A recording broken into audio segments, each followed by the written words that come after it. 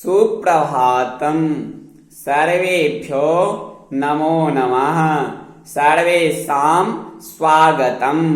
मम नाम पंकजः मिश्राः अस्ति। सहायक अध्यापकः, संस्कृत विभागः, महात्मा गांधी शिक्षण संस्थानं दरभंगा। अद्य अहं भवतां समक्षे कक्षा अष्टम विषयः संस्कृतं प्रथमोऽध्यायः प्रकरणं नास्ति उद्यम समो बन्धो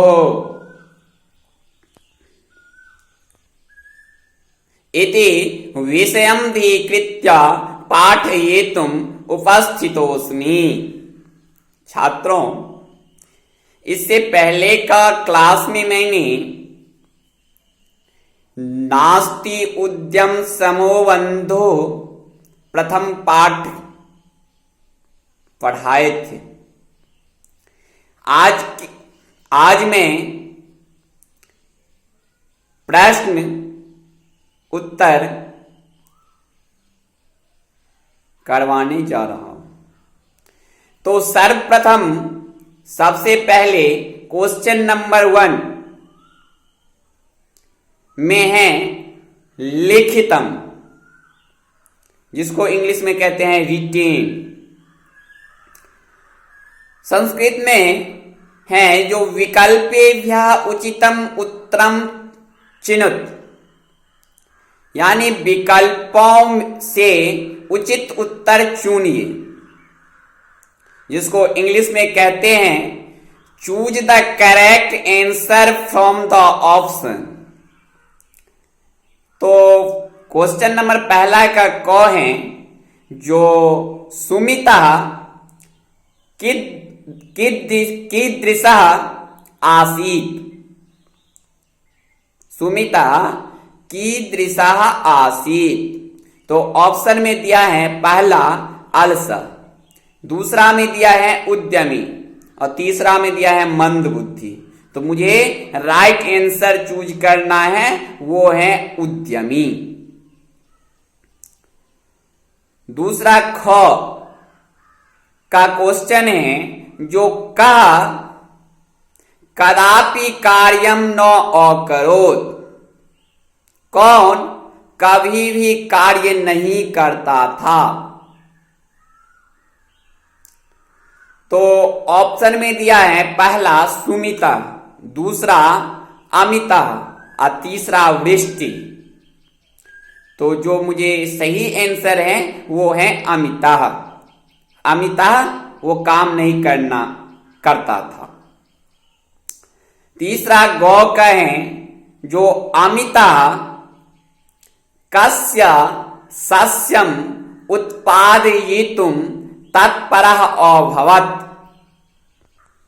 तो ऑप्शन में दिया है पहला गोधूमस्य, दूसरा चनकस्य और तीसरा आलूकस्य।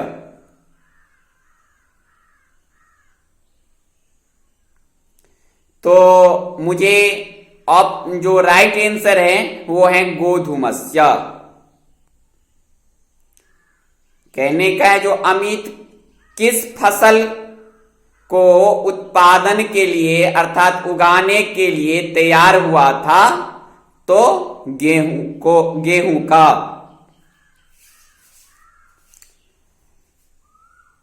अब चौथा नंबर घ है वो है क्षेत्राणि कः असिंचत, यानी खेतों को कौन सींचा था। तो ऑप्शन में है पहला अमिता, दूसरा सुमिता, तीसरा मेघा। तो जो सही आंसर है वो है सुमिता।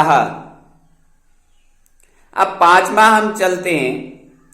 पांचवा क्वेश्चन है रह का जो केन समः बन्धुनास्ति। तो ऑप्शन में दिया है अग्रजेन, पहला अग्रजेन, दूसरा अनुजेन, तीसरा उद्यमेन। तो मुझे सही आंसर चुनना है, वो है उद्यमेन। अब क्वेश्चन नंबर हम 2 की बात करते हैं। तो वो है जो एक पदेन उत्तरत, जिसको कहते हैं हिंदी में एक शब्दों में, चाहे एक शब्द में उत्तर दीजिए। इंग्लिश में कहते हैं आंसर इन 1 वर्ड। तो पहला क है जो कह हलम आदाय क्षेत्राणि अगच्छत, यानी कौन हल को लेकर खेतों यानी खेतों को गया था। तो आंसर है सुमिता। दूसरा ख नंबर है जो कह गृहम आगत्य अस्वपत, कौन घर आकर सो गया था। तो आंसर है अमिता। तीसरा ग नंबर है जो अधुना अहम ज्वरेन ग्रस्तः अस्मि इति कह अकथयत, यानी अभी मैं बुखार से पीड़ित हूं, यह कौन कहा था। तो आंसर होगा अमिता। चौथा घ नंबर है जो क्षेत्राणि कीदृशानि अभवन्, यानी खेतों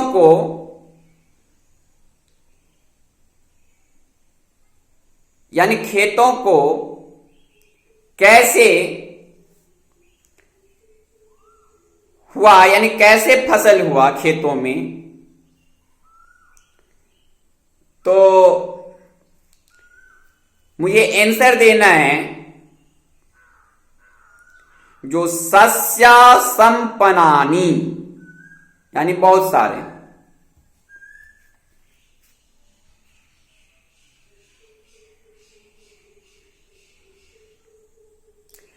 पांचवा है जो का सस्यम नाशिष्यति, कौन फसल नाश हो जाएगा, चाहे कौन सा फसल नाश हो जाएगा। का सस्यम नाशिष्यति, यानी किसका फसल नाश हो जाएगा, कहने का अर्थ यहां पर में ये है। तो आंसर है अमिता, अमित का फसल नाश हो जाएगा। अब हम क्वेश्चन नंबर 3 की बात करते हैं। तो तीसरा नंबर क्वेश्चन है, वो कहता है कि पूर्ण वाक्येन उत्तरत, यानी पूर्ण वाक्य में उत्तर दीजिए, जिसको हम इंग्लिश में कहते हैं आंसर इन कंप्लीट सेंटेंस।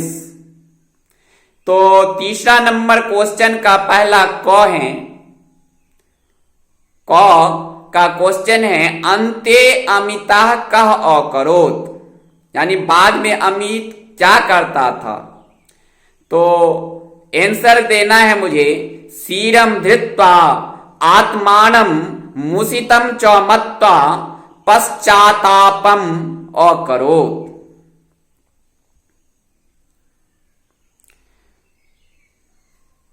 यानी कहने का अर्थ है जो सिर पकड़कर अपने आप की वो जुल्म पश्चाताप क्या था। दूसरा ख है जो मनुष्यानाम महान रिपुः का अस्ति, ये मनुष्यों का सबसे बड़ा शत्रु कौन है। तो आलस्यम ही मनुष्यानाम शरीर अस्थो महान रिपु, आलस्य जो है शरीर का, वही सबसे मनुष्य का बड़ा शत्रु है। तीसरा गौ नंबर है जो मनुष्य किम कृत्वा न अवसीदति, तो आंसर है नास्ति उद्यम समो बंधु कृत्वायम नावसीदति। घ कहें चौथा, जो सुमिता कथम सुखी अभवत, जो सुमित कैसे सुखी हुआ,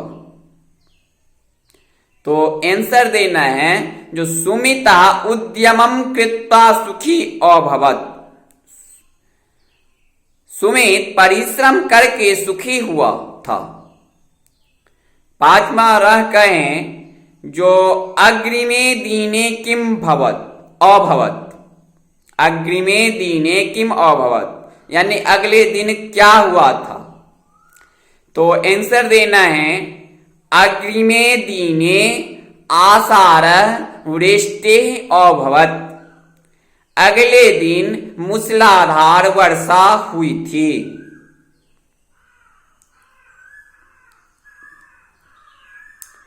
क्वेश्चन नंबर 4 है, वो है कहता है कि प्रकृति प्रत्ययान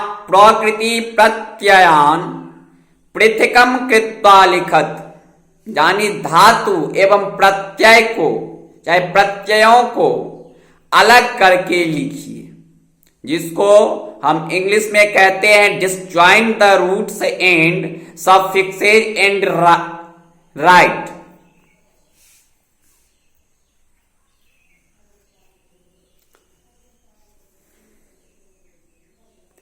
तो पहला क है चौथा का, क्वेश्चन नंबर चौथा का पहला क दृष्टवा शब्द है। इसमें कहता है क्या, जो प्रत्यय को और मूल जो धातु है उसको अलग करने के लिए कहता है। तो सबसे पहले शब्द है दृष्टवा, तो दृष्टवा में दृश्य जो है वो धातु है, जिसको हम क्रिया के रूप नाम से भी जानते हैं। दृश्य धातु है, अक्त्वा प्रत्यय है, दोनों मिलकर के दृष्टवा बना है। दृष्टवा मतलब होता है देख करके।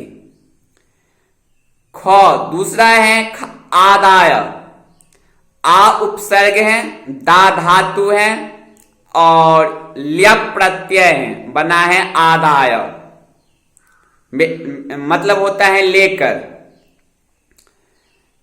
तीसरा नंबर है भ्रमित्वा, भ्रमित्वा तो भ्रम धातु है, अक्त्वा प्रत्यय है, भ्रमित्वा मतलब होता है भ्रमण करके। चौथा नंबर घ का है कर्तितुम, कृत धातु है, तुमुन प्रत्यय है, जिसका अर्थ होता है काटने के लिए। पांचवा है कृत्वा, क्री धातु है, अक्त्वा प्रत्यय है, कृत्वा मतलब होता है करके। च है कर्षितुम, कृष धातु है, अतुमुन प्रत्यय है, तो कर्षितुम मतलब होता है जोतने के लिए। छात्रों, आज मैं यहां तक प्रश्न उत्तर करवा दिया हूं और नेक्स्ट जो कुछ बच रहे हैं उसको मैं कल की क्लास में कंप्लीट करवा देंगे। धन्यवाद। जयतु संस्कृतम, जयतु भारतम।